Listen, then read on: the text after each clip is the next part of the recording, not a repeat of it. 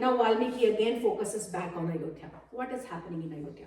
Because after that, they now it is for us to understand what Sumantra has done.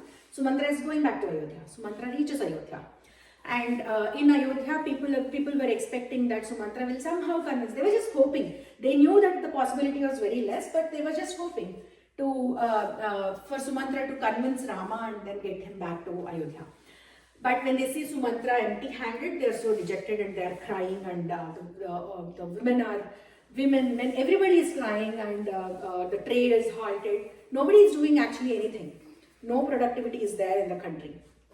So he goes and meets with Dasaratha, and he gives the news of Rama crossing the river Sarayu and going into the direction of Ganga. And Dasaratha is again lamenting, again sad. He's not eating properly, and king has become so weak. There is no strength in him. There is no energy in him. He's so weak and all that. And then tries to console Kausalya. He tries to tell Kausalya that everything will be fine and Rama will come back in 14 years. But Kausalya, Dasaratha, everybody is inconsolable.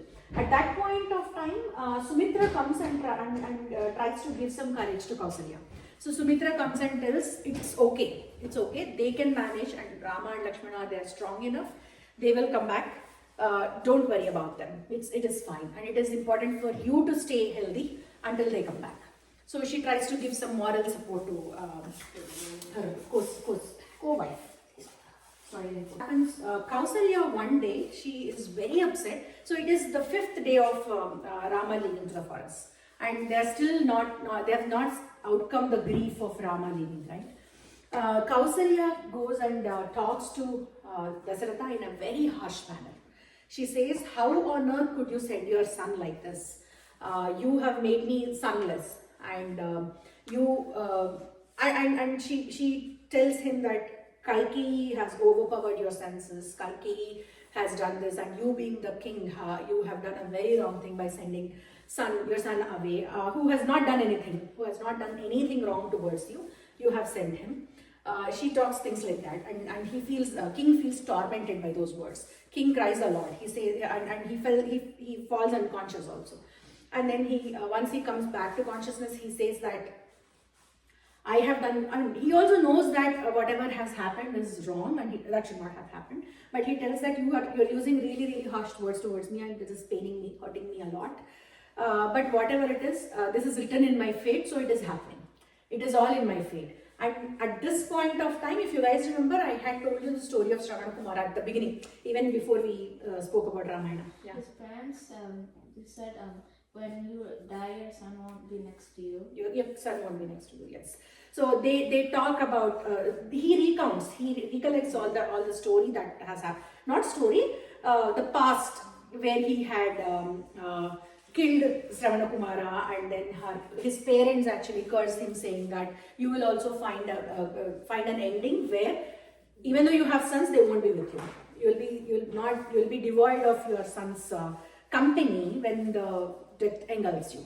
So that's what he recollects, and he tells her. So he tells, this is the kind of sin that I have made, and for a person who is so sinful, this is the ending that you can expect. What more can you expect for a person like me? And he cries. He cries so much, he grieves so much, and finally he says that I can see my death coming, and I can see these figures coming towards me, and these are none other than the messengers of Yama. Yama is the god of death. Messengers of Yama are coming towards me. I can see that, and this is my end. I am dying. O Kausalya, Sumitra, and the Kaikeyi, who's a very bad and wicked woman. Here I am dying. I'm taking leave of you, and then he passes away that night. That is the 6th morning. Like the next day morning is going to be the 6th day of Rama leaving, and the king passes away. The entire, as it is, Ayodhya is very sorry, very sorrow. They're grief striken, and this is added. This is another thing that is coming and befalling on the citizens of Ayodhya. Everywhere it is only sorrowness. It is as if the darkness has engulfed the city of Ayodhya. Nobody is happy. Everybody is crying. Everybody is sorrow. and the night passes. The very